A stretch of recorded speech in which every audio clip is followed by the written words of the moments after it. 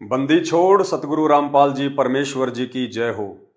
आप सभी भाई बहनों को मुझ पवन दास की तरफ से प्यार भरा नमस्कार, राम राम, सत साहिब। भाई और बहनों, आज का हमारा आध्यात्मिक विषय बहुत ही ज़्यादा गहन है, महत्वपूर्ण है। और इस आध्यात्मिक विषय को यहाँ का कोई धार्मिक नेता, राजनीतिक नेता, यहाँ तक कि ब्रह्मा विष्णु महेश भी उस समय तक नहीं समझ पाएगा जब तक उनके पिछले भक्ति संस्कार मजबूत नहीं होंगे। ब्रह्मा विष्णु महेश की तो छोड़ दीजिए, स्वयं सतगुरु रामपाल जी का खुद का परिवार और उस परिवार के पीछे आंखों पर अज्ञानता की काली पट्टी बांधकर गांधारी की तरह भूमिका कर रही 90% संगत को भी संत रामपाल जी की वास्तविक स्थिति का ज्ञान नहीं है कि संत रामपाल जी स्वयं धरती पर 8 सितंबर 1951 से प्रकट पूर्ण परमात्मा हैं या फिर किसी और परमात्मा के द्वारा भेजे गए उनके दास हैं। तो आज के विषय को थोड़ा ध्यान से सुनने की आवश्यकता है।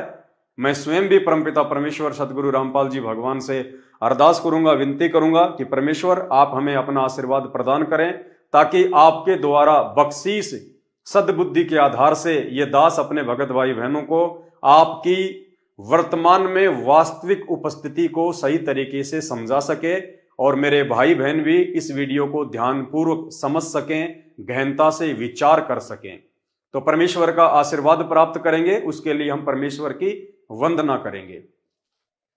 परम पिता परमात्मा, सारी सृष्टि के रचनहार, कुल मालिक, असंख्य ब्रह्मांडों के स्वामी, जगत गुरु, तीनों लोकों में प्रवेश करके सबका पालन पोषण करने वाले राजाधिराज, आत्माधार, नाथों के नाथ, देवों के देव महादेव, सर्वेश्वर महेश्वर, मृत्युंजय, अजरो अमर, आदि अनादि, सनातनी प्रभु, जगत पिता जगदीश्वर, श्री श्री 1008 की उपाधि के वास्तविक अधिकारी, अकाल मूरत, शब्द स्वरूपी राम, वासुदेव, सर्वगतम ब्रह्म, परम पूज्य, प्रथम पूज्य, परम संत, परम पुरुष, परम धनी, परम दयालु, सत्य कबीर, हक्का कबीर, अल्लाहु अकबर, अल्लाहु कबीर, अल्लाह ताला, जगत के तारणहार, जगत के मुक्तिदाता, जगत के जगन्नाथ, हारे का सहारा, हिंदुओं का राम भगवान प्रभु, मुसलमानों के अल्लाह, ईसाइयों के मसीह, सिखों के वाहे गुरु, लीलाधर, जगत के जीवन दाता, संत शिरोमणि सतगुरु रामपाल जी परमेश्वर जी के चरण कमल में लाइव वीडियो देख रहे हम सभी भाई बहनों का अनंत कोटि दंडवत प्रणाम। भाई और बहनों, आज का वीडियो जिन जिन पुण्यात्माओं ने ध्यान पूर्वक देख लिया और यदि इस वीडियो को समझ लिया तो निश्चित तौर पे आप जी को अपने गुरुदेव भगवान संत रामपाल जी की वास्तविक परमात्मा वाली स्थिति का ज्ञान हो जाएगा, बोध हो जाएगा। परमेश्वर की एक वाणी है, साहिब से सतगुरु भय, सतगुरु से भय साध, ये तीनों अंग एक हैं, गति कुछ अगम अगाध। यानी जब वो परमात्मा साहिब रूप में सतलोक में बैठकर सभी ब्रह्मांडों का संचालन करता है और उसके बाद जब वो परमात्मा सतगुरु की भूमिका करते हुए, एक संत की भूमिका करते हुए, साधु की भूमिका करते हुए इस 21 ब्रह्मांड में, इस पृथ्वी लोक पर हम जीव आत्माओं का सतलोक का ज्ञान देने के लिए आता है, तो कहते हैं सतगुरु की भूमिका भी वो परमात्मा खुद ही निभाता है।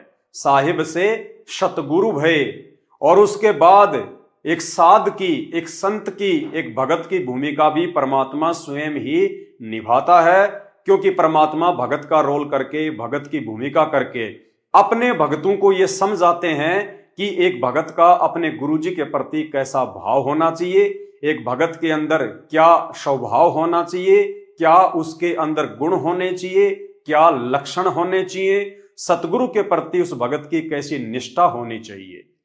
ये भूमिका भी वो परमात्मा स्वयं ही निभाता है एक भगत की अपने भक्तों को समझाने के लिए। इसीलिए परमात्मा ने अपनी वाणी में कहा है कि साहिब से सतगुरु भय और सतगुरु से भय संत, धर धर वेख विशाल अंग, वो खेल आदि और अंत। तुम साहिब तुम संत हो, तुम सतगुरु तुम हंस, गरीबदास तेरे रूप बिना और न दूजा अंश। तुम ही परमात्मा हो, तुम साहिब तुम संत हो, तुम ही यहाँ संत रूप में एक तत्वदर्शी संत की भूमिका भी आप ही कर रहे हो। और तुम सतगुरु तुम हंस, आप ही सतगुरु हो, सच्चा ज्ञान देने वाले और अधिकारी नाम देने के। और तुम ही हंस हो, हंस अर्थात जो एक भक्त के अंदर जो गुण होने चाहिए वो भी कहते हैं हे परमात्मा आप में ही विद्यमान है। और आपके बिना, आपकी शक्ति के बिना या और न दूजा अंश, आपकी शक्ति से ही सब ब्रह्मांड चल रहे हैं। आपकी शक्ति से सब प्राणों में ये शक्ति है चलने और बोलने की। हे परमात्मा तेरे बिना तो कुछ भी नहीं है। वो परमात्मा स्वयं ही ये सारी लीला करता है, भगत बनने की, सतगुरु बनने की, और साहिब वो स्वयं है ही। तो भाई और बहनों, परमपिता परमेश्वर कबीर साहिब आज से लगभग 650 वर्ष पहले जब कलयुग की प्रथम पीढ़ी में काशी में आए थे, उस समय परमेश्वर ने अपने प्रिय भगत धर्मदास जी के माध्यम से कबीर सागर लिखवाया था। और जब धर्मदास एक समय बहुत ज्यादा चिंतित हो गया था कि परमात्मा आप कह रहे हो कि 650 साल बाद तो दुनिया का पूरा माहौल बिगड़ जाएगा, लोग इतने बेशर्म हो जाएंगे, शास्त्रों को मानेंगे नहीं, संतों का आदर सत्कार नहीं करेंगे, तो परमेश्वर उस समय आप कैसे लोगों को समझाओगे? हे परमात्मा, जब आज वर्तमान में इस प्रथम पीढ़ी में मैं आपकी बातों को इतनी आसानी से स्वीकार नहीं कर पाया, तो परमेश्वर 650 साल बाद तो पूरा माहौल बिगड़ जाएगा। उस समय पिछली पीढ़ी में आप कैसे समझाओगे? क्योंकि धर्मदास जी को अपने वंशजों की चिंता हो गई थी कि परमात्मा मुझे तो पार कर देंगे, लेकिन मेरी पीढ़ियां कैसे पार होंगी, मेरे बच्चे कैसे पार होंगे। तो परमेश्वर ने, कबीर साहिब जी ने धर्मदास जी को वास्तविक बात बताई थी। और क्या कहा था कि धर्मदास 12वें पंथ हम ही चल आवें और सब पंथों को मिटा के एक पंथ चलावें। 12वां पंथ जो कि गरीबदास जी महाराज जी के द्वारा चलाया जाएगा, उस 12वें पंथ गरीबदासीय पंथ में धर्मदास आगे चलकर मैं कबीर ही जाऊंगा और सब पंथों को मिटा के अपना ज्ञान दे के मैं अपना यथार्थ 13वां सत्य कबीर पंथ चलाऊंगा। और फिर परमात्मा ने अपने एक सत्संग में बताया कि धर्मदास के विश्वास को दृढ़ करते हुए और आज वर्तमान में हम सभी आत्माओं को वास्तविकता से परिचित करवाने के लिए परमेश्वर ने कहा था कि धर्मदास मैं तुझे सच्ची बात बताता हूं। धर्मदास से परमात्मा ने कहा कि 12वें पंथ में आगे चलकर मैं स्वयं ही जाऊंगा। और फिर गुरुदेव ने उस सत्संग में कहा कि धर्मदास को तो परमात्मा ने वास्तविकता बता दी कि 12वें पंथ में मैं कबीर स्वयं ही जाऊंगा, मेरा कोई दास नहीं जाएगा, मेरा कोई अंश वंश नहीं जाएगा, मेरा कोई प्रतिनिधि नहीं जाएगा, मैं किसी आत्मा को खड़ा नहीं करूंगा, बल्कि मैं कबीर स्वयं ही 12वें पंथ में जाऊंगा। 12वें पंथ हम ही चल आवें, सब पंथों को मिटा के एक पंथ चलावें। और उसके बाद कहा था कि उस काल के आगे परमात्मा ने थोड़ा सा भेद रखा कि 12वें पंथ में मेरा दास जाएगा, मेरा हंस जाएगा, ताकि काल को यह चिंता ना हो जाए कि यदि वो कबीर परमात्मा स्वयं आ गया तो मेरा तो सारा बाग ही उजाड़ देगा।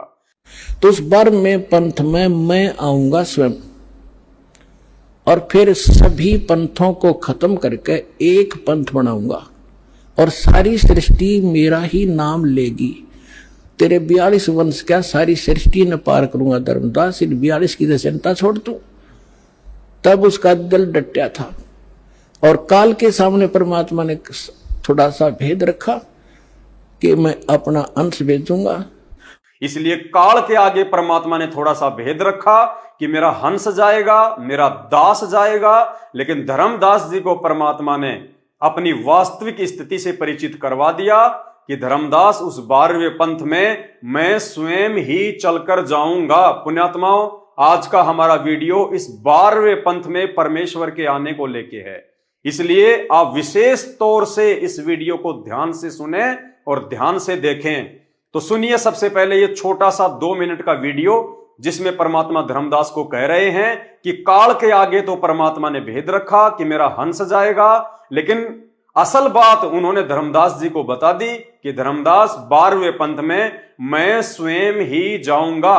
पहले सुनिए वीडियो, उसके बाद आपको पवित्र पुस्तक ज्ञान गंगा की भूमिका में से पेज नंबर 14 और 15 से भी आपको दिखाएंगे। सुनिए। तो उस 12वें पंथ में मैं आऊंगा स्वयं, और फिर सभी पंथों को खत्म करके एक पंथ बनाऊंगा और सारी सृष्टि मेरा ही नाम लेगी। तेरे 42 वंश क्या सारी सृष्टि ने पार करूंगा धर्मदास, इन 42 की चिंता छोड़ तू। तब उसका दिल डटा था और काल के सामने परमात्मा ने थोड़ा सा भेद रखा कि मैं अपना अंश भेजूंगा।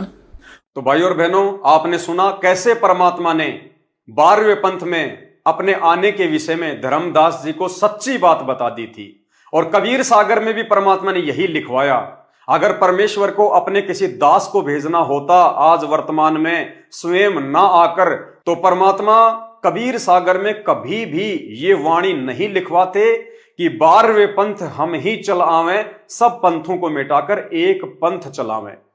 अब आपको और ज्यादा विश्वास दिलाने के लिए, दृढ़ करने के लिए कि 12वें पंथ में कबीर साहिब जी ने संत रामपाल जी के रूप में अपने किसी दास को भेजा है, प्रतिनिधि को भेजा है, या वो कबीर परमात्मा स्वयं ही चलकर संत रामपाल जी के रूप में 8 सितंबर 1951 से आए हुए हैं। तो भाई और बहनों, आपके सामने ये पवित्र पुस्तक ज्ञान गंगा है। यही पुस्तक जो आप मेरे हाथ में देख रहे हैं, ज्ञान गंगा, संत रामपाल जी के कर कमलों के द्वारा लिखित है। इस पुस्तक की भूमिका में पेज नंबर 14 और 15 पे परमेश्वर ने असुर निकंदन रमैणी की एक वाणी को समझाते हुए ये क्लियर कर दिया, साफ कर दिया कि गरीबदास जी के 12वें पंथ में कौन आएगा, स्वयं कबीर परमात्मा आएंगे या कबीर परमात्मा अपने किसी दास को भेजेंगे। भाई और बहनों, जिन जिन मेरे भगत भाई बहनों ने इस कंसेप्ट को समझ लिया, और यह कंसेप्ट इतना गहरा है, इस कंसेप्ट को यहां का कोई वैज्ञानिक नहीं समझ सकता, यहां का कोई नेता नहीं समझ सकता, यहां के ब्रह्मा विष्णु महेश नहीं समझ सकते। इस कंसेप्ट को केवल वही विशेष आत्माएं समझ पाएंगी जो विशेष आत्माएं इस कबीर परमात्मा सतगुरु रामपाल जी भगवान की युगों युगों से भक्ति करती आ रही है। तो देखिए परमात्मा ने क्या समझाया। संत गरीबदास जी ने अपनी अमृतवाणी असुर निकंदन रमैणी में कहा है, क्या कहा है? सतगुरु दिल्ली मंडल आईसी, सूती धरणी सूम जगाईसी। संत गरीबदास जी महाराज गांव छुडानी, जिला जज्जर, हरियाणा, लगभग 350 वर्ष पहले धरती पे प्रकट हुए थे, जिन्होंने ग्रंथ साहिब नाम से एक अनमोल सदग्रंथ साहिब की रचना की। वो गरीबदास जी क्या कह रहे हैं सतगुरु के विषय में, वर्तमान में उस कबीर परमात्मा के धरती पर प्रकट होने के विषय में, 12वें पंथ में आने के विषय में। सतगुरु दिल्ली मंडल आईसी, कौन से सतगुरु दिल्ली मंडल में आएंगे, कौन से सतगुरु गांव धनाना, जिला सोनीपत, हरियाणा में आएंगे? सतगुरु दिल्ली मंडल आईसी, सूती धरणी सूम जगाईसी। आगे उसका भावार्थ किया है। भावार्थ है कि संत गरीबदास जी के सतगुरु पूज्य कबीर साहिब जी थे। पुराना रोहतक, जिला सोनीपत, रोहतक तथा झज्जर को मिलाकर एक जिला रोहतक था, दिल्ली मंडल में लगता था। यह किसी राजा के अधीन नहीं था, अंग्रेजों के शासन काल में दिल्ली के अधीन था। संत गरीबदास जी ने स्पष्ट किया है कि सतगुरु, कौन सतगुरु? जो गरीबदास जी को मिले थे। कौन? कबीर परमेश्वर, बाकायदा नाम लिखा हुआ है।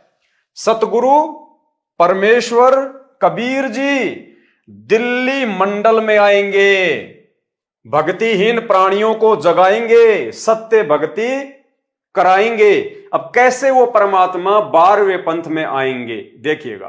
परमेश्वर कबीर जी ने कहा था कि, यानी गरीबदास जी कह रहे हैं कि मुझे जो सतगुरु मिले थे सतलोक से आके जिंदा महात्मा के रूप में, वो कबीर परमात्मा, उस कबीर परमात्मा ने गरीबदास जी से क्या कहा था? परमेश्वर कबीर जी ने कहा था कि जिस समय कलयुग 5500 वर्ष बीत चुका होगा, मैं गरीबदास वाले 12वें पंथ में आगे स्वयं आऊंगा। उस कबीर परमात्मा ने क्या कहा गरीबदास जी को कि 12वें पंथ में आगे चलकर मैं स्वयं ही आऊंगा, मैं कबीर स्वयं ही आऊंगा। मेरा कोई दास नहीं जाएगा, मेरा कोई भगत नहीं जाएगा, मेरा कोई प्रतिनिधि नहीं जाएगा, मैं स्वयं आऊंगा। संत गरीबदास जी द्वारा मेरी यानी कबीर परमेश्वर की महिमा की वाणी प्रकट होगी तथा गरीबदास वाले 12वें पंथ तक के साधक मुझे आधार बनाकर वाणी को समझने की कोशिश करेंगे, परंतु वाणी को न समझकर सतनाम तथा सारनाम से वंचित रहने के कारण असंख्य जन्म तक सत्यलोक प्राप्ति नहीं कर सकते। फिर क्या होगा? उसी 12वें पंथ गरीबदास जी वाले पंथ में कौन आएगा? मैं परमेश्वर कबीर जी स्वयं ही चलकर आऊंगा। यानी गरीबदास जी महाराज जी ने भी अपने ग्रंथ में यही प्रमाण दिया है कि 12वें पंथ में आगे चलकर उस कबीर परमात्मा का कोई प्रतिनिधि नहीं आएगा, कोई दास नहीं आएगा, वो कबीर परमात्मा स्वयं ही चलकर आएंगे। और धर्मदास जी के माध्यम से परमात्मा ने कबीर सागर में भी यही लिखवाया कि 12वें पंथ हम ही चल आवें, सब पंथों को मिटा के एक ही पंथ चलावें। मैं परमेश्वर कबीर जी स्वयं ही चलकर आऊंगा। तब संत गरीबदास जी द्वारा प्रकट की गई वाणी को मैं कबीर परमेश्वर जन्म लेकर नहीं प्रकट होकर समझाऊंगा। क्या कह रहे हैं परमात्मा कि 12वें पंथ गरीबदास वाले पंथ में आगे चलकर मैं कबीर परमेश्वर स्वयं ही चलकर आऊंगा और प्रकट होकर 8 सितंबर 1951 को प्रकट होकर फिर गरीबदास जी के पंथ में प्रवेश करके स्वयं ही गरीबदास जी की वाणियों को समझाऊंगा। इसके अलावा भाइयों और बहनों, आपको 2 छोटे छोटे वीडियो सतगुरु रामपाल जी भगवान के सत्संग के दास सुनाना चाहेगा, क्योंकि सबसे पहले यह कंसेप्ट क्लियर करना बहुत जरूरी है कि 13वें पंथ को कौन चलाएगा। यानी 12वें पंथ में कबीर परमात्मा स्वयं ही आएंगे, ये आपने इन वाणियों से देख लिया, निष्कर्ष निकाल लिया। अब 12वें पंथ में आने के बाद में 13वें पंथ को कौन चलाएगा, 13वां वंश कौन होगा, तो उसके लिए आप जी सतगुरु रामपाल जी भगवान का एक छोटा सा 2 मिनट का सत्संग का वीडियो सुनिए, जिसमें सतगुरु रामपाल जी परमेश्वर कह रहे हैं कि उस 13वें पंथ को चलाने वाला ये समझ लेना समर्थ सत्य कबीर ही होगा। कबीर जी का दास नहीं होगा, कबीर जी का कोई प्रतिनिधि नहीं होगा, कबीर जी के द्वारा भेजा गया कोई हंस नहीं होगा। कौन होगा? समर्थ सत्य कबीर, यानी वो कबीर परमात्मा स्वयं ही 13वें पंथ को चलाएगा। सुनिए। घर घर बोध विचार हो, ये चर्चा चला करेगी कैसी गलती ना करना, और दुर्मति दूर बहाए, सबकी दुर्मति दूर चली जाएगी, और कलयुग में एक हो सब बरते सहज सुभाए। कहा उग्र का शूद्र हो, हर सब की भवभीर। अब कहते हैं उस संत के द्वारा चलाए गए उस पंथ में, चाहे कोई निकम्मा आदमी हो उग्र, और चाहे कोई बिल्कुल शूद्र हो, वहां कोई भेदभाव नहीं रहेगा, सबको सेट किया जाएगा, सबकी बुराई छुटाई जाएंगी, और वहां सबकी ही भीड़ होगी, यानी बहु संख्या में उसके अनुयायी होंगे। कहा उग्र का शूद्र हो, हर सबकी भवभीर, और सो समान दृष्टि है वो समर्थ सत कबीर। उस पंथ का चलाने वाला ये समझ लेना वो समर्थ कबीर ही होगा, जो सबको समान दृष्टि से व्यवहार करेगा, वह ऊंच नीच नहीं रहेगी। अब आपको सतगुरु रामपाल जी भगवान के मुख कमल से जोर देते हुए हम जड़मती जीवों को समझाने के लिए परमात्मा खुलकर संकेत कर रहे हैं एक छोटे से 20 सेकंड के वीडियो के माध्यम से। और परमेश्वर कह रहे हैं कि बच्चों, वो 13वां वंश ये दास है जो आपके सामने बैठा है। यानी गुरुदेव भगवान कह रहे हैं कि वो 13वां वंश, वो समर्थ सत्य कबीर 13वें पंथ को चलाने वाला जो आपके सामने बैठा है, यानी परमेश्वर अपने लिए कह रहे हैं कि ये रामपाल दास स्वयं वो 13वां वंश है, वो कबीर परमात्मा है। और बच्चों तुम कब पहचानोगे, कब पहचानोगे? सुनिए परमेश्वर के मुख कमल से। यानी 12वां पंथ गरीबदास जी के द्वारा जो चलाया जाएगा उसमें मेरी महिमा का कुछ कुछ उजियारा सा होगा, क्लियर नहीं होगा। और 13वें वंश मिटे सकल अंधियारा। बोल सतगुरुदेव की जय।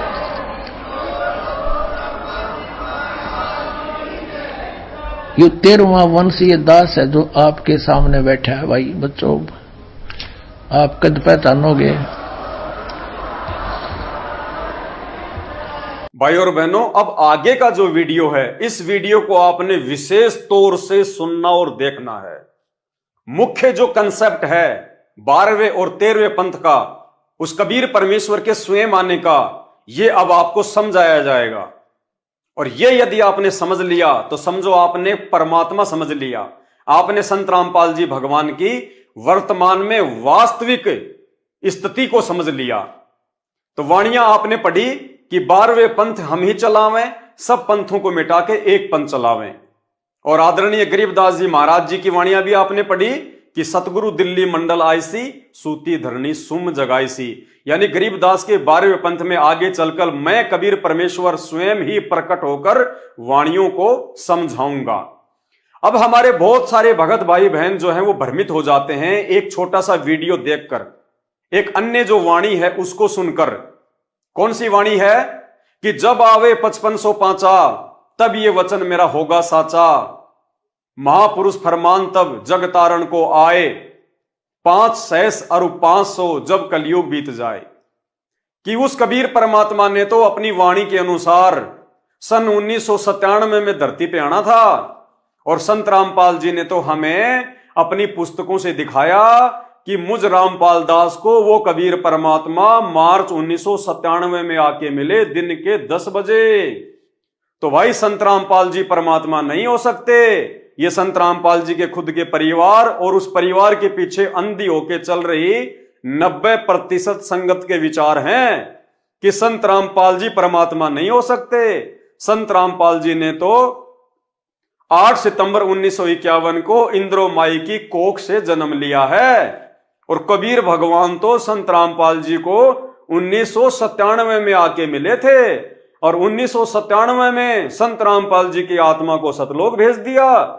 और 1997 से संत रामपाल जी के रूप में उनके शरीर में कबीर परमात्मा स्वयं लीला कर रहे हैं। तो भाई और बहनों, ये तर्क सही नहीं है। इस तर्क को समझाने के लिए अब आपको समझना पड़ेगा, उन वाणियों को आधार बनाना पड़ेगा जो 12वें पंथ में कबीर परमात्मा ने स्वयं आने के विषय में बोली है। और 1997 वाली वाणी का क्या रहस्य है वो भी सतगुरुदेव भगवान के आशीर्वाद से आपको समझाएंगे। देखिए वाणी क्या है? 12वें पंथ हम ही चलावें, सब पंथों को मिटा के एक पंथ चलावें। भाई और बहनों, 12वें पंथ की समाप्ति कब हुई? सबसे पहले हमने यह समझना है कि आदरणीय गरीबदास जी महाराज जी का जो 12वां पंथ है वो कब समाप्त हुआ। क्योंकि कबीर परमात्मा ने तो 12वें पंथ में आना था। तो 12वें पंथ की समाप्ति हुई कब और कब वो कबीर परमात्मा 12वें पंथ में आया? भाई जब उन्होंने कहा है कि मैं 12वें पंथ में आऊंगा तो हमें यह भी तो मालूम होना चाहिए कि 12वें पंथ में कबीर परमात्मा जी कब आए, कौन से दिन आए। तो देखिए 12वें पंथ की समाप्ति, 12वें पंथ की समाप्ति 2 प्रकार से होती है। सबसे पहली 1994 में, क्योंकि 1993 में 12वें पंथ के अंतिम गुरु आदरणीय रामदेवानंद जी महाराज ने सतगुरु रामपाल जी को लीलामय तरीके से सत्संग करने के आदेश दे दिए थे 1993 में। और 1994 में संत रामपाल जी को नाम दीक्षा देने का उन्होंने गुरु परंपरा के तहत आदेश दे दिया था। तो जिस दिन जो गुरु अपने शिष्य को आदेश दे देता है नामदान देने का और सत्संग करने का, उसी दिन से उस पहले वाले गुरु का उस पंथ से किसी प्रकार का कोई संपर्क नहीं रह जाता है। तो 12वें पंथ की सबसे पहली समाप्ति हम मान के चलते हैं 1993 और 1994 से, क्योंकि 1993 को हमारे दादा गुरुदेव ने संत रामपाल जी को सत्संग करने का आदेश दिया और 1994 में नाम दान करने का आदेश दिया। तो जब सत्संग ही संत रामपाल जी करेंगे, नामदान भी संत रामपाल जी देंगे, तो भैया राम देवानंद जी का क्या रोल रह गया? उनका कोई रोल नहीं है, उनकी कोई भूमिका नहीं रही, वो समाप्त, यानी 12वां पंथ समाप्त। फिर भी यदि कुछ भाई बहन ये कहते हैं कि जब तक हमारे दादा गुरुदेव जी शरीर में हैं, जो कि 12वें पंथ के अंतिम गुरु हैं, जब तक वे शरीर में हैं तब तक 12वें पंथ को समाप्त नहीं माना जाएगा। तो भाई और बहनों, दादा गुरुदेव जी ने अपना शरीर कब छोड़ा? दादा गुरुदेव ने कब सतलोक गमन किया? दादा गुरुदेव ने सतलोक गमन किया 26 जनवरी 1997। दादा गुरुदेव ने सतलोक गमन किया 26 जनवरी 1997।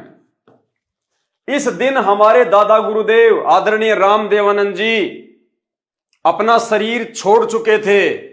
तो यानी जब उन्होंने शरीर छोड़ दिया तो 12वां पंथ उसी दिन समाप्त हो गया। तो भाई और बहनों, दोनों ही तरीकों से 12वें पंथ की समाप्ति हो चुकी है।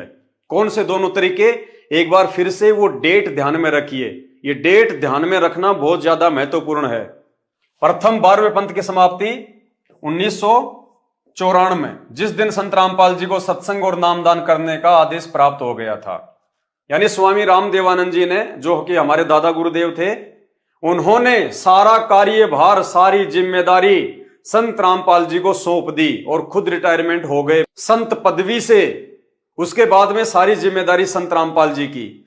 तो सन 1994 से जिस दिन संत रामपाल जी ने ये जिम्मेदारी अपने कंधों पे ली, उसी दिन से 12वां पंथ समाप्त और 13वें पंथ की शुरुआत हो चुकी थी। और दूसरे लोग मानते हैं कि जब तक दादा गुरुदेव शरीर में है तब तक 12वें पंथ की समाप्ति नहीं है। तो दादा गुरुदेव ने शरीर छोड़ा 26 जनवरी 1997। पुण्यात्माओं, ये जो डेट है दोनों, ये आप विशेष तौर से ध्यान रखना। ये डेट हमारा सहयोग करेंगे सतगुरु रामपाल जी भगवान की वास्तविक स्थिति को समझने में। तो लास्ट डेट हमारे दादा गुरुदेव के शरीर त्यागने की 26 जनवरी 1997। और कुछ समय पहले आपने जो वीडियो सुना जिसमें संत रामपाल जी कह रहे हैं, गहरी नजर गीता या आध्यात्मिक ज्ञान गंगा पुस्तक में लिखा हुआ बता रहे हैं पेज नंबर 538 पर कि मार्च 1997 में दिन के 10 बजे मुझे कबीर परमात्मा आकर मिले। अब देखिएगा सन 1997 के लिए कैसे आपको यकीन होगा, देखना। दास ने एक पुस्तक लिखी है आध्यात्मिक ज्ञान गंगा, और जो आपके कर कमलों में है, इसमें एक लेख है 538 पृष्ठ पे, यथार्थ कबीर पंथ परिचय नामक एक विषय है। और इसमें यहाँ लिखा है, मुझ दास यानी रामपाल दास को परमेश्वर कबीर साहिब जी संवत 2054 फाल्गुन मास शुक्ल पक्ष एकम मार्च 1997 को दिन के 10 बजे मिले थे तथा सार शब्द की वास्तविकता और संगत को दान करने का सही समय संकेत देकर अंतर्ध्यान हो गए थे। और इसको यानी मुझे परमात्मा मिले थे, इसको अगले आदेश तक रहस्य युक्त रखने का आदेश दिया था। कब मिले? मार्च 1997 में। एक बार आप ये वीडियो फिर से सुन लीजिए ताकि आपको डेट का ध्यान पड़ जाए कि मार्च 1997 में मिले थे या कब मिले थे। सुनिए। मुझ दास यानी रामपाल दास को परमेश्वर कबीर साहिब जी संवत 2054 फाल्गुन मास शुक्ल पक्ष एकम मार्च 1997 को दिन के 10 बजे मिले थे तथा सार शब्द की वास्तविकता और संगत को दान करने का सही समय संकेत देकर अंतर्ध्यान हो गए थे। और इसको यानी मुझे परमात्मा मिले थे, इसको अगले आदेश तक रहस्य युक्त रखने का आदेश दिया था। तो वीडियो सुनने के बाद आपको ये कन्फर्म हो गया होगा कि संत रामपाल जी के अनुसार उनको कबीर परमात्मा मार्च 1997 में दिन के 10 बजे सतलोक से आकर मिले। अब हम चलते हैं हमारे मुख्य पॉइंट पर, जो समझने की बात है, जो पूरा मामला हल कर देगा। कौन सी वाणी? 12वें पंथ हम ही चलावें, सब पंथों को मिला के एक पंथ चलावें। तो भाई और बहनों, अब हमने समझना यह है कि कबीर परमात्मा 12वें पंथ में कौन से दिन आए, कौन से दिन वो 12वें पंथ में वो प्रकट हुए, जो उन्होंने गरीबदास जी की वाणी में भी कहा है कि 12वें पंथ में आगे चल के मैं कबीर परमेश्वर स्वयं ही प्रकट होऊंगा, गरीबदास जी की वाणियों को समझाऊंगा। कबीर सागर में लिखा है कि 12वें पंथ हम ही चलावें, सब पंथों को मिटा के एक पंथ चलावें। तो भाई और बहनों, 12वें पंथ की तो समाप्ति या तो 1994 में या फिर 1997 में हो चुकी है। और कबीर परमात्मा कब मिल रहे हैं? मार्च 1997 में, यानी 12वें पंथ की समाप्ति हो चुकी है 26 जनवरी 1997 को। ध्यान से देखना, 26 जनवरी 1997 को दादा गुरुदेव ने शरीर छोड़ दिया था, यानी 12वें पंथ के वे अंतिम गुरु थे। जैसे ही हमारे दादा गुरुदेव ने 26 जनवरी 1997 को अपना शरीर छोड़ा, उसी समय 12वें पंथ की पूर्णतया समाप्ति हो चुकी थी, पूर्णतया। अब गुरुदेव कह रहे हैं कि मुझे कबीर परमात्मा मिले मार्च 1997 में। कब मिले? मार्च 1997 में। पुण्यात्माओं, ध्यान से समझना इन बातों को। दादा गुरुदेव ने शरीर छोड़ा 1997 को, यानी 12वां पंथ समाप्त हो गया जनवरी 1997 को, और वो कबीर परमात्मा धरती पे आ रहा है मार्च 1997 में, यानी दादा गुरुदेव के शरीर छोड़ने के 1.5 महीने बाद, यानी 12वें पंथ की समाप्ति के 1.5 महीने बाद में वो कबीर परमात्मा धरती पे आ रहा है। जबकि वो तो कह रहे हैं कि मैं तो 12वें पंथ में आऊंगा, लेकिन 12वां पंथ तो जनवरी 1997 में समाप्त हो गया, और भगवान आ रहे हैं मार्च 1997 में, यानी 12वें पंथ के समाप्त होने के 1.5 महीने बाद मार्च में वो कबीर परमात्मा आ रहे हैं। तो फिर ये तो वाणी फेल हो गई परमात्मा की, क्योंकि परमात्मा तो कह रहे हैं, ग्रंथों में लिखा हुआ है कि मैं 12वें पंथ में आऊंगा, मैं 12वें पंथ में आऊंगा। अरे तो 12वां पंथ तो जनवरी 1997 को समाप्त हो गया, जब दादा गुरुदेव ने अपना शरीर छोड़ा। जनवरी में तो पंथ ही समाप्त हो गया, जनवरी में तो 12वां पंथ ही समाप्त हो गया, और भगवान जनवरी के 1.5 महीने बाद मार्च में आ रहे हैं 1997 में। तो वाणी कैसे फेल हो सकती है? क्या परमात्मा भूल गए थे? क्या परमात्मा भुलक्कड़ है? ये कंसेप्ट पुण्यात्माओं ध्यान से समझ लेना। इस कंसेप्ट को समझना 33 करोड़ देवी देवता ब्रह्मा विष्णु महेश के बस की बात भी नहीं है। खुद संत रामपाल जी के 90% भगत और उनका कलयुगी परिवार भी नहीं समझ पा रहा, जिस कारण से आज भी वो उनका जन्मदिन मना रहे हैं, भगवान का जन्मदिन मना रहे हैं, परमात्मा को मानुष मान रहे हैं, गुरुदेव को। तो क्या कहा परमात्मा ने? अनेकों जगह लिखवाया कि 12वें पंथ में हम ही चलावें। तो 12वां पंथ आपने देख लिया, 12वां पंथ समाप्त हो गया जनवरी 1997 को, और भगवान आ रहे हैं मार्च 1997 में। जबकि भगवान ने तो 12वें पंथ में आना था, फिर भगवान तो 12वें पंथ की समाप्ति के 1.5 महीने बाद मार्च में आ रहे हैं, क्योंकि गुरुदेव ने कहा ना कि मुझे कबीर परमात्मा मार्च 1997 में आके मिले। तो गुरुदेव भी तो झूठ नहीं बोल रहे। क्या डेट बताई गुरुदेव ने? मार्च 1997। और आदरणीय रामानंद जी ने 12वें पंथ के अंतिम गुरु ने अपना शरीर छोड़ा जनवरी 1997 में। तो भगवान तो 12वें पंथ की समाप्ति के 1.5 महीने बाद मार्च में आ रहा है और वाणी में लिखवा दिया कि मैं तो 12वें पंथ में आऊंगा। तो भाई वाणी फैल तो नहीं हो गई? नहीं, वाणी फैल नहीं हो सकती परमात्मा की, ये अमर वाणी है।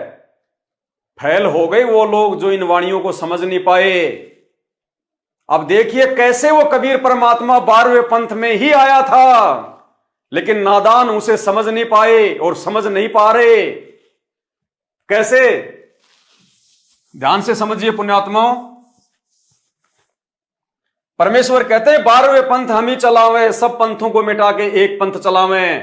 अब कब वो परमात्मा, कैसे वो परमात्मा 12वें पंथ में आया? 8 सितंबर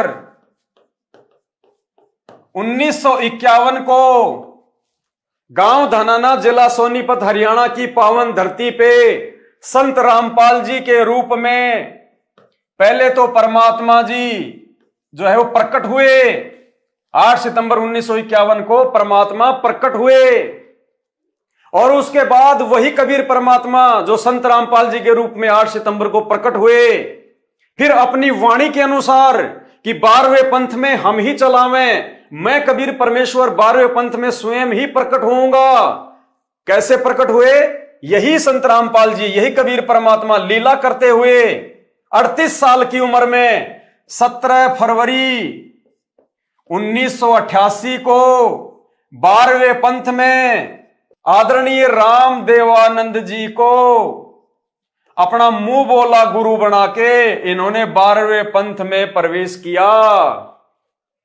संत रामपाल जी ने अपनी वाणी के अनुसार, कबीर परमेश्वर ने अपनी वाणी के अनुसार कि 12वें पंथ में हम ही चलावें।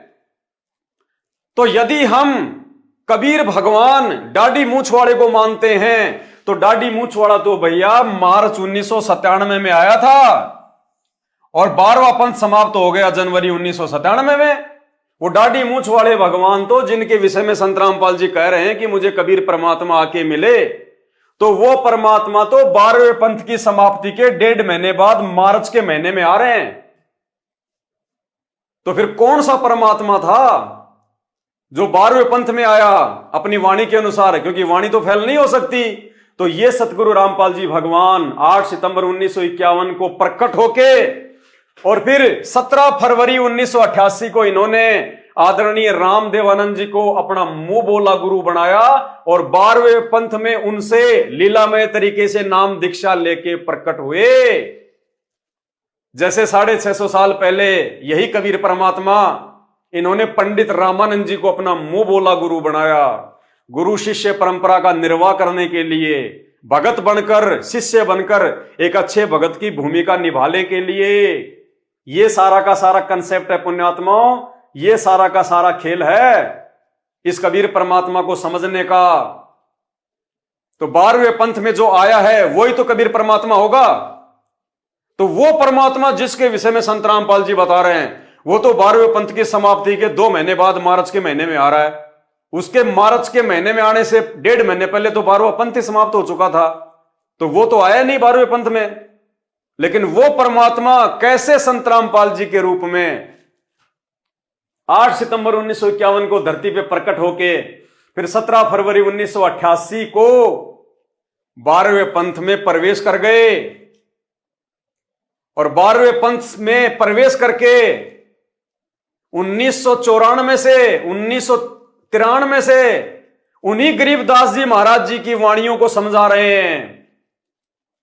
1993 से लेके 1997 तक संत रामपाल जी ने ना कोई गीता पढ़ाई, ना कोई वेद पढ़ाई, ना कोई बाइबल पढ़ाई, ना कोई कुरान पढ़ाई। 1993 से जब से वो सत्संग करने लगे 12वें पंथ में आके, उन्होंने कौन से ग्रंथ को समझाया? सिर्फ गरीबदास जी महाराज जी की वाणियों को ही समझाया उन्होंने, और किसी ग्रंथ को नहीं छेड़ा, किसी ग्रंथ को नहीं खोला। क्यों? क्योंकि पहले ही भविष्यवाणी हो चुकी थी। क्या भविष्यवाणी हो चुकी थी? उसी 12वें पंथ गरीबदास जी वाले पंथ में मैं कबीर परमेश्वर ही स्वयं चलकर आऊंगा, तब संत गरीबदास जी द्वारा प्रकट की गई वाणी को, यानी जो ग्रंथ साहिब है जिसका पाठ किया जाता है, गरीबदास जी द्वारा प्रकट की गई वाणी को मैं कबीर परमेश्वर प्रकट होकर समझाऊंगा। इस वाणी के अनुसार परमात्मा ने और किसी शास्त्र को हाथ नहीं लगाया। 12वें पंथ में प्रकट होकर उन्होंने गरीबदास जी की वाणियों का ही खुलासा किया। तो असली कबीर परमात्मा धरती पे कौन है? जिसको अनजाने में संत रामपाल जी का कलयुगी परिवार और उस परिवार के पीछे अंधी होके चल रही 90% संगत भगवान मानती है। दाढ़ी मूछ वाली फोटो को, कबीर जी की फोटो को, इस दाढ़ी मूछ वाली फोटो को। तो भाई ये दाढ़ी मूछ वाला तो 1997 में आके मिला संत रामपाल जी को, और मिला उला भी कुछ नहीं। संत रामपाल जी स्वयं कबीर परमात्मा है। इस भगवान को आके और कौन सा भगवान मिलेगा? अरे हमारे गुरुदेव भगवान की एक ही खासियत है, जिस खासियत के चलते दुनिया के सारे नकली संत उनसे भय खाते हैं, उनसे डरते हैं आध्यात्मिक ज्ञान चर्चा करने के नाम पर। और वो क्या खासियत है? संत रामपाल जी जो भी बात बोलते हैं उसके 10 एविडेंस देते हैं, उसके प्रमाण देते हैं। तो यदि संत रामपाल जी कह रहे हैं कि मार्च 1997 में मुझे कबीर परमात्मा दिन के 10 बजे मिले, तो इसका कोई प्रमाण है इसका कोई प्रमाण? उस समय तो सीसीटीवी कैमरे भी लगे हुए थे, उस समय कोई भगत भी तो नहीं था आसपास में। सतगुरु रामपाल जी वो प्रमाण देने के लिए किसी भगत को अपने पास में भी तो रख सकते थे, ताकि ये भगत मेरा जो है गवाह बन जाए कि देखो मुझे दिन के 10 बजे मार्च 1997 में कबीर जी आके मिले जिंदे महात्मा के रूप में। लेकिन कहीं कोई प्रमाण आपको देखने और सुनने को नहीं मिलेगा। क्यों? क्योंकि ये जो बात संत रामपाल जी ने कही है कि मुझे कबीर परमात्मा मार्च 1997 में आके मिले, ये बात केवल उन्होंने उस वाणी को सत्य साबित करने के लिए कही है, जो वाणी उन्होंने 650 साल पहले धर्मदास जी के माध्यम से लिखवाई थी। क्या? कि जब आवे 5505 तब ये वचन मेरा होगा साचा। 5000 और 500 जब कलयुग बीत जाए, और 5500 ये कलयुग 1997 में बीतता है। कि 5000 और 500 जब कलयुग बीत जाए, महापुरुष फरमान तब जग तारण को आए। कि वो महापुरुष, वो परमात्मा उस समय जग का उद्धार करने के लिए आएगा। केवल इस वाणी को सत्य साबित करने के लिए संत रामपाल जी ने उस पुस्तक में ऐसा लिखा है, जबकि संत रामपाल जी तो स्वयं ही कबीर परमात्मा हैं। उनके रहते सहते और दूसरा कौन सा कबीर परमात्मा आएगा? और दूसरी बात, कबीर परमात्मा सतगुरु रामपाल जी भगवान ने यह साबित करना था कि 12वें पंथ में जिसको तुम कबीर मानते हो, इस फोटो को, काल्पनिक फोटो को, ये नहीं आया, बल्कि स्वयं असली कबीर परमात्मा, रियल कबीर परमात्मा साहेब ये है सतलोक में अपने वास्तविक रूप में, इस रूप में बैठा हुआ ये परमात्मा। उस 12वें पंथ में कि 12वें पंथ में हम ही चलावे, सब पंथों को मिटा के एक पंथ चलावें, ये है वो कबीर परमात्मा जिनकी वाणी कभी झूठी नहीं हो सकती, जो कभी झूठ नहीं कह सकता, ना बोल सकता। तो परमेश्वर ने उस वाणी के अनुसार कि 12वें पंथ में आगे चलकर मैं कबीर परमेश्वर स्वयं ही प्रकट होकर संत गरीबदास जी के द्वारा प्रकट की गई वाणियों को समझाऊंगा। तो भाई 17 फरवरी 1988 को 12वें पंथ में लीलामय तरीके से अपना मुंह बोला गुरु बना के रामदेवानंद जी को और संत गरीबदास जी के ग्रंथ साहिब को कौन पढ़ा रहा है? उन वाणियों का खुलासा किसने किया? सन 1993 से संत रामपाल जी ने। तो ये है वो असली कबीर परमात्मा। पुण्यात्माओं, ये है वो कंसेप्ट। पुण्यात्माओं, जानबूझ के इस कबीर परमात्मा सतगुरु रामपाल जी भगवान ने ये कंसेप्ट आप और हमारे लिए छोड़ दिए। क्या पता रामदेवानंद जी की, जो कि आप और हमारी तरह एक जीव थे, वो एक भगत थे, क्या पता उनकी मृत्यु कौन से दिन होनी थी, लेकिन परमात्मा ने जानबूझ के जनवरी 1997 तक उनको जीवित रखा, ताकि आने वाले समय में मेरी पुण्यात्माएं मुझे पहचान लेंगी। अगर हमारे दादा गुरुदेव की मृत्यु, उनका शरीर यदि 2 महीने बाद में छूटता, तो पुण्यात्माओं, हम लोग कभी भी नहीं समझ पाते कि असल में कबीर कौन है। लेकिन सतगुरु रामपाल जी भगवान ने 1.5 महीने पहले यानी 26 जनवरी 1997 को उनका शरीर छुड़वाया और उसके बाद कहा कि मार्च 1997 में मुझे कबीर परमात्मा मिले। क्योंकि संत रामपाल जी खुद को भगवान नहीं कहेंगे, खुद को परमात्मा नहीं कहेंगे, वो किसी दूसरे को भगवान बताकर ही अपना ज्ञान प्रचार करते हैं। अपने से अन्य किसी को परमात्मा बता के ज्ञान प्रचार करते हैं, अन्यथा उनके ज्ञान को कोई नहीं समझे। सुनिए छोटा सा सत्संग। परमात्मा आते हैं, अपनी प्यारी आत्माओं को समझाते हैं, तुम जिस क्रिया को कर रहे हैं फाइनल नहीं है। इस क्रिया के, इस क्रम के साथ साथ आपने एक अवश्य कार्य भुला रखा है, परमात्मा की भक्ति का। आप पे आवे हैं, आप पे भगवान की में, आप पे परमात्मा है और आप ही अपनी भक्ति के लिए अपने से अन्य भगवान बताकर आपको प्रेरित करते हैं। इसलिए परमात्मा अपने आप को छुपाकर ये ज्ञान प्रचार करता है, भगवान किसी और को बताता है। इसलिए परमात्मा ने दाढ़ी मूंछ वाली फोटो को आधार बनाया। स्वयं ये परमात्मा होते हुए इन्होंने एक दाढ़ी मूंछ वाली काल्पनिक फोटो को आधार बनाया कि ये है कबीर परमात्मा, ताकि लोग मेरे ज्ञान को समझें। अगर ये खुद कह दें कि मैं हूं कबीर, तो कोई इनके सत्संग भी नहीं सुनता। इसके अलावा भाई और बहनों, एक और वाणी है परमात्मा की, परमात्मा को समझने के लिए। ध्यान से सुनिएगा, क्या वाणी है? काल ने कबीर परमात्मा से कहा था कि 12 पंथ करूं मैं साजा और नाम तुम्हारा ले करूं आवाजा। तो पुण्यात्माओं, अब काल ने कहा था कि 12 पंथ करूं मैं साजा और नाम तुम्हारा ले करूं आवाजा। 12 पंथ नाम जो ले ही वो हमरे मुख आन समोही। और 12 पंथ नाम जो ले ही हमरे मुख में आन समोई। काल ने क्या कहा था कबीर परमात्मा से? जब कबीर परमात्मा अपने पुत्र जोगजीत के रूप में उसको मिले थे तपस्शिला पर, तो काल ने कहा था कि तेरे नाम से मैं 12 पंथ चलाऊंगा, 12 पंथ करूं मैं साजा, नाम तुम्हारा ले करूं आवाजा। और उन 12 पंथ में जो नाम लेगा, 12 पंथ नाम जो ले ही वो हमरे मुख में आन समोई, अर्थात काल के ही जाल में रह जाएंगे, वो पार नहीं हो पाएंगे। 12 पंथों तक जो नाम लेगा, तो 12वां पंथ किसका? गरीबदास जी का। 12वां पंथ किसका? पुण्यात्माओं ध्यान से सुनना, तभी ये परमात्मा समझ में आएगा। 12 पंथ ये गरीबदास जी का पंथ है। और काल ने क्या कहा था कि इन 12 पंथों में जो नाम लेगा, 12 पंथों में जो नाम लेगा वो मेरे ही मुंह में रहेगा। यानी 12वें पंथ में, गरीबदास के पंथ में भी यदि कोई नाम दीक्षा लेगा तो वो सतनाम और सारनाम से वंचित रह जाएगा, वो पार नहीं हो पाएगा। ये उनका वचन, नियम, परमात्मा के साथ उसका एग्रीमेंट। अब पुण्यात्माओं विचार करो, 12 पंथ में जो नाम लेगा, यानी 12वें पंथ में भी जो नाम दीक्षा लेगा, वो भी काल के जाल में। तो पुण्यात्माओं 17 फरवरी 1988 को संत रामपाल जी ने कौन से पंथ में नाम लिया? इस 12वें पंथ में।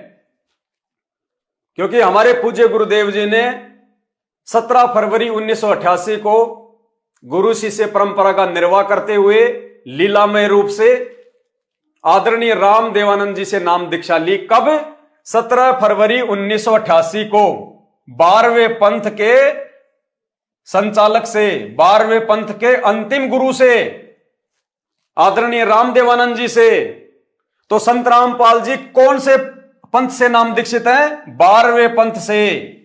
और 12वें पंथ के बारे में काल क्या कह रहा है कि 12 पंथ नाम जो ले ही वो तो मेरे मुख में आन समोई। तो इस हिसाब से यदि हम संत रामपाल जी को एक आम व्यक्ति मान के चलें, आम मानुष मान के चलें, आप और हमारे जैसा जीव मान के चलें कि उनका तो 8 सितंबर को जो है जन्म हुआ है, जैसा कि उनका परिवार मानता है, परिवार के पीछे लगी हुई मूर्ख संगत मानती है, तो इस हिसाब से तो पुण्यात्माओं संत रामपाल जी ने 12वें पंथ में नाम लिया। 1988 में 12वें पंथ में नाम लिया।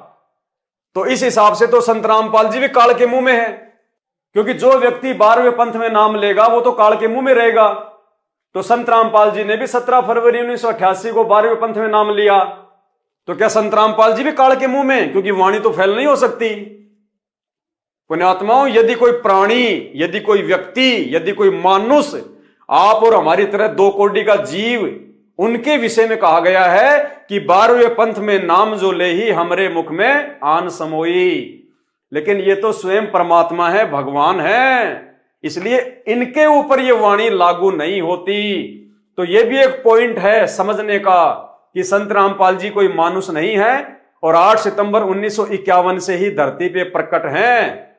अगर संत रामपाल जी 1997 में उनके परिवार के अनुसार भगवान बने हैं, जब से उनको कबीर परमात्मा आके मिले, तो भाई उन्होंने नाम दीक्षा तो 1988 में ले रखी है और 12वें पंथ में ले रखी है, तो वो तो काल के मुंह में जाएंगे संत रामपाल जी। तो अब संत रामपाल जी खुद ही अगर काल के मुंह में जाएंगे तो हमें कहां से पार कर देंगे। लेकिन पुण्यात्माओं, जिन आत्माओं को यह बात समझ में आ गई कि ये कोई आम व्यक्ति नहीं, ये कोई आम मानुष नहीं है, 8 सितंबर 1951 को धरती पे प्रकट होके फिर 17 फरवरी 1988 को अपनी वाणी के अनुसार, अपनी वाणी को सत्य साबित करने के लिए कि 12वें पंथ में हम ही चलावें, सब पंथों को मिटा के एक पंथ चलावें, परमेश्वर ने लीला करी, मुंह बोला सतगुरु बनाने की, आप और हमारे को भगत बनकर भगत के लक्षण समझाने की, भगत के गुण समझाने की। तो ये लीलामय तरीके से पूज्य गुरुदेव भगवान ने 12वें पंथ में अपनी वाणी के अनुसार जो है वो प्रवेश किया। तो ये असली कबीर है संत रामपाल जी। तीसरी बात जो समझने की है, एक और वाणी है परमात्मा की, और वाणी क्या है?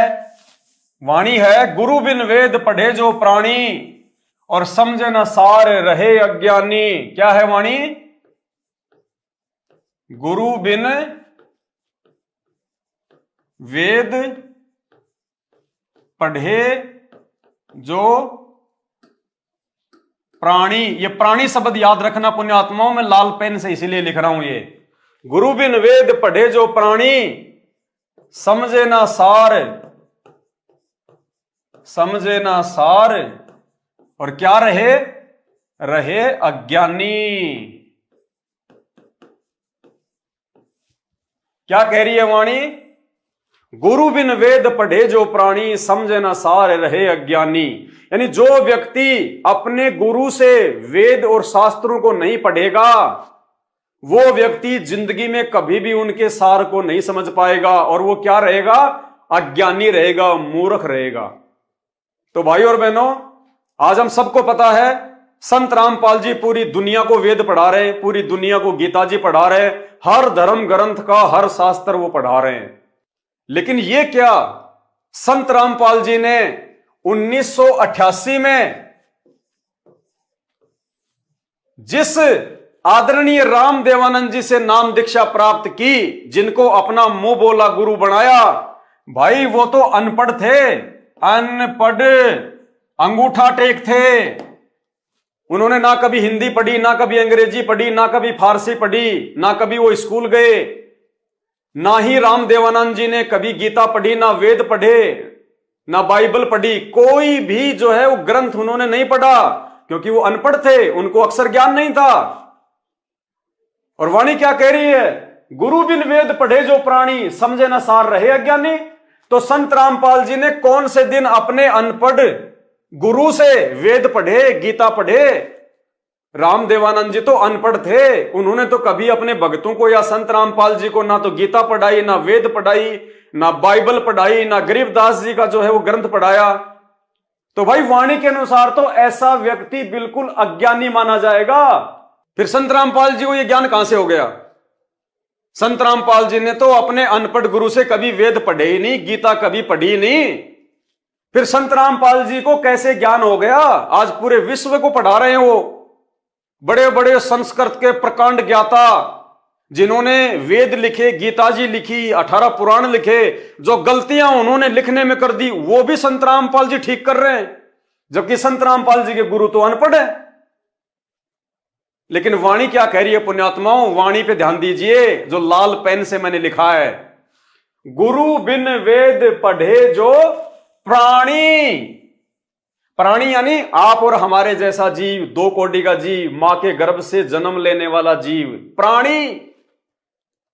अगर कोई प्राणी, अगर कोई सामान्य जीव, अगर कोई मानुष, यदि कोई इस 21 ब्रह्मांड में जन्म लेके पैदा हुआ कोई व्यक्ति यदि बिना गुरु के इन शास्त्रों को पढ़ेगा, जैसे ये नकली पंडित, नकली गुरु, नकली शंकराचार्य, ये आज तक शास्त्रों को नहीं समझ पाए, शास्त्रों के सार को नहीं समझ पाए, तो ये वाणी कह रही है कि गुरु बिन वेद पढ़े जो प्राणी। यदि कोई सामान्य व्यक्ति, मां के गर्भ से जन्म लेके पैदा हुआ व्यक्ति, 21 ब्रह्मांड का जन्म और मृत्यु वाला प्राणी, यदि बिना गुरु के वेद और शास्त्र पढ़ेगा तो वो सार को नहीं समझ पाएगा, भगवान पे लागू नहीं है।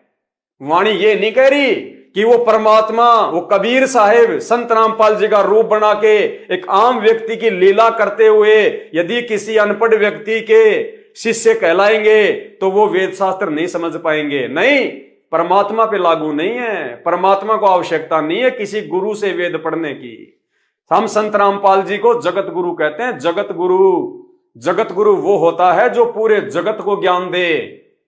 और यदि कोई संत रामपाल जी को मानुष मानता है और ये मानता है कि संत रामपाल जी के गुरु आदरणीय रामदेवानंद जी महाराज हैं, तो वो महामूर्ख व्यक्ति है, क्योंकि जगत गुरु उसको कहते हैं जो पूरे जगत को ज्ञान देता है।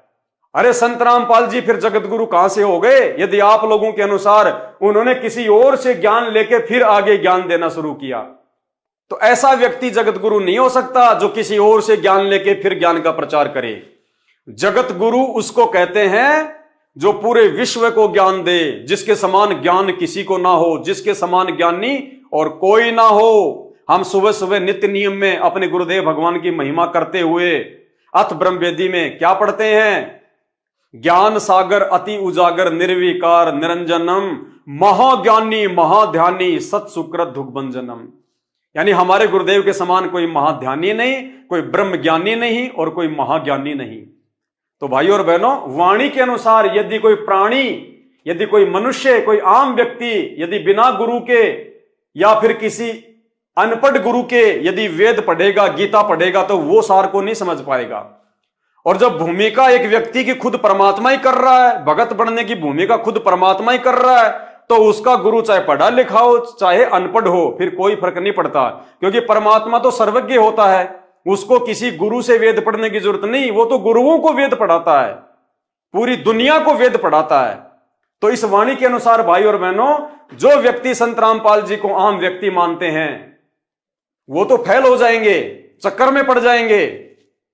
और जो बुद्धिमान आत्माएं होंगी वो विचार करेंगी कि हमारे दादा गुरुदेव अनपढ़, अक्षर ज्ञान नहीं, हमारे दादा गुरुदेव ने कभी वेद नहीं पढ़े, कभी शास्त्र नहीं पढ़े, कभी गीता जी नहीं पढ़ी, और हमारे गुरुदेव ने मात्र 6 वर्षों में अनपढ़ गुरु की संगति करके और पूरी दुनिया को वेद पढ़ा दिए, सभी धर्मों के धर्मशास्त्र पढ़ा दिए। और यहां ही नहीं, एक छोटा सा सत्संग सुनिए गुरुदेव भगवान का, जिसमें पूज्य गुरुदेव कह रहे हैं कि कहीं आपको यह गलतफहमी हो कि भाई रामपाल को केवल हिंदू धर्म के ग्रंथों का ज्ञान है। नहीं, गुरुदेव कह रहे हैं पूरे विश्व में जितने भी धर्म ग्रंथ हैं उन सब का ज्ञान मुझ रामपाल दास को है, सबका ज्ञान। यानी पूरे विश्व में 206 से अधिक देश हैं, 206 से अधिक देश, हर देश की न्यारी न्यारी भाषा, अलग अलग भाषा, और हर देश का एक अपना इतिहास है, हर देश का एक अपना धर्म है। और गुरुदेव कह रहे हैं कि मुझे पूरे विश्व के धर्म ग्रंथों का ज्ञान है, यानी पूरे विश्व की भाषाओं का ज्ञान, पूरे विश्व के धर्म ग्रंथों का ज्ञान है। तो भाई ये कौन है फिर? आम व्यक्ति है क्या? सामान्य व्यक्ति है क्या? ये स्वयं कबीर परमात्मा है। और कबीर परमात्मा पूरे विश्व की तो छोड़िए, देवी देवताओं से लेके पाताल लोक के प्राणियों तक की, समुद्र के प्राणियों तक की भी, जीव जंतु पशु पक्षी चारों खानियों के प्राणियों की परमात्मा भाषा जानता है। परमात्मा कहते हैं चीटी पायल बाजे पैर, साहिब सुनता है सब लहर। सुनिए सतगुरु रामपाल जी भगवान के मुख कमल से, जिसमें परमात्मा कह रहे हैं आप और हमें ये विश्वास दिलाने के लिए कि धरती पे हमारे पूज्य गुरुदेव के रूप में कोई सामान्य व्यक्ति, कोई सामान्य जीव नहीं है, कोई मानुष नहीं है। स्वयं कबीर परमात्मा 8 सितंबर से प्रकट है और उनका जन्मदिन मनाकर, उनका अवतरण दिवस मनाकर हम उनको गालियां ना दे, क्योंकि जन्म उसका होता है जो मां से जन्म लेता है, जीव। और अपने गुरु को जीव कहना, अपने गुरु को मानुष कहना, परमात्मा कहते हैं गुरु मानुष कर जानते, वो नर कहिए अंध, ओ है दुखी संसार में, फिर आग गए यम के फंद। क्योंकि गीता का समझना कोई बालकों का खेल नहीं, परमात्मा बुद्धि दे अपने कृपा पात्र पे, तभी ये अनमोल ग्रंथ समझ में आते हैं। और टीचर उसी को कहते जो हमारे सिलेबस को ठीक से जाने। वो टीचर कहां, जब सिलेबस का ज्ञान नहीं अटपट सुना रहा है तो टीचर नहीं है। तो जितने भी आज तक धर्मगुरु किसी भी धर्म के हैं, उनको अपने सिलेबस का ज्ञान वर्तमान वालों को नहीं है। इस दास रामपाल दास के अतिरिक्त विश्व में नहीं है। ये कद्दे समझ था।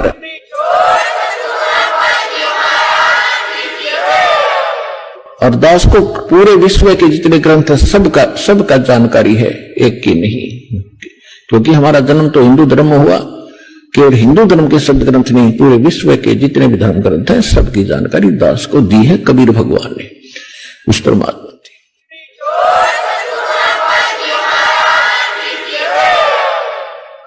तो भाई और बहनों, अब हमारे को किसी प्रकार का कोई भी डाउट, कोई भी शंका नहीं रहनी चाहिए। इतने सारे तो भाई और बहनों, अब हमारे को किसी भी प्रकार का डाउट, किसी भी प्रकार की कोई शंका नहीं रहनी चाहिए इतने सारे प्रमाण देखने के बाद।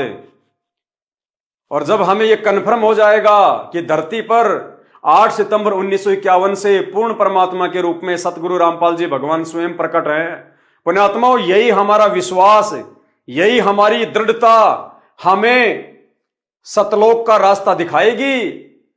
अन्यथा अपने गुरुदेव को मानुष समझने वाला और गुरुदेव भगवान के रहते सहते किसी और को भगवान मानकर पूजने वाला, जैसा कि 90% संगत और संत रामपाल जी का खुद का परिवार संत रामपाल जी के रहते सहते जून के महीने में इस दाढ़ी मूंछ वाली काल्पनिक फोटो को भगवान मानकर कबीर प्रकट दिवस मनाकर अपने भी कर्म फोड़ रहा है, संगत के भी कर्म फोड़वा रहा है। ये लोग लाख जन्म भी सतलोक का रास्ता नहीं देख पाएंगे यदि वर्तमान में ये लोग अपने गुरुदेव भगवान को भगवान ना मान के किसी और को भगवान मानकर पूजते पूजते ये मौका चूक गए। तो एक सत्संग सुनिए परमात्मा का 4 मिनट का, पूरा कंसेप्ट क्लियर कर दिया गुरुदेव ने कि जो व्यक्ति इस समय धरती पे रहते सहते अपने गुरुदेव के रहते सहते उनको भगवान ना मानकर यदि किसी और को भगवान मानेंगे, वो व्यक्ति लाख जन्म भी पार नहीं हो सकते। और गुरुदेव ने कहा इस सत्संग में कि पुण्यात्माओं, जब तुम त्रिकुटी पे जाओगे ये शरीर छोड़कर, तो मुझदास के रूप में तुम्हें कबीर परमात्मा मिलेगा। और उस समय तुम्हारे जो भी आचार विचार और व्यवहार मुझदास के प्रति होंगे वो परमात्मा के प्रति समझे जाएंगे। अतः तुम त्रिकुटी पे धोखा ना खा जाओ भगवान को पहचानने में। इसलिए यहां पे सतगुरु के रहते सहते सतगुरु को भगवान मानकर तुमने ये रिहर्सल करनी है कि मैं किसी और भगवान को नहीं जानता, ना मानता, ना पहचानता। मेरे भगवान, मेरे परमात्मा, मेरे कबीर, मेरे अल्लाह, मेरे स्वामी सतगुरु रामपाल जी हैं। क्योंकि संत रामपाल जी वर्तमान में भी भगवान हैं और त्रिकुटी में भी वो ही रहेंगे। ये तो उन भक्तों को परमात्मा सचेत करने के लिए जो ज्ञान में कमजोर हैं, जो वर्तमान में अपने गुरुदेव को भगवान नहीं मान पा रहे, उनको परमात्मा समझाते हुए कहते हैं कि नालायको, त्रिकुटी पे वो कबीर परमात्मा मुझ रामपाल दास के रूप में मिलेगा, जबकि संत रामपाल जी तो धरती पे भी स्वयं परमात्मा है। तो भाई और बहनों, फिर गुरुदेव ने उस सत्संग में आगे बताया कि जैसा व्यवहार तुम इस धरती पर अपने गुरुदेव के साथ में करोगे, वो व्यवहार वैसा का वैसा परमात्मा के प्रति माना जाएगा। तो भाई और बहनों, ऐसा धोखा हम क्यों खाएं? हमने तो अपने गुरुदेव को भगवान मानते हुए उन्हीं को भोग लगाना है, क्योंकि जब हम गुरु को भोग लगाएंगे तो गुरुदेव कह रहे हैं कि वो परमात्मा को ही माना जाएगा, तो किसी और को परमात्मा मान के उसको भोग लगाने की आवश्यकता ही नहीं है।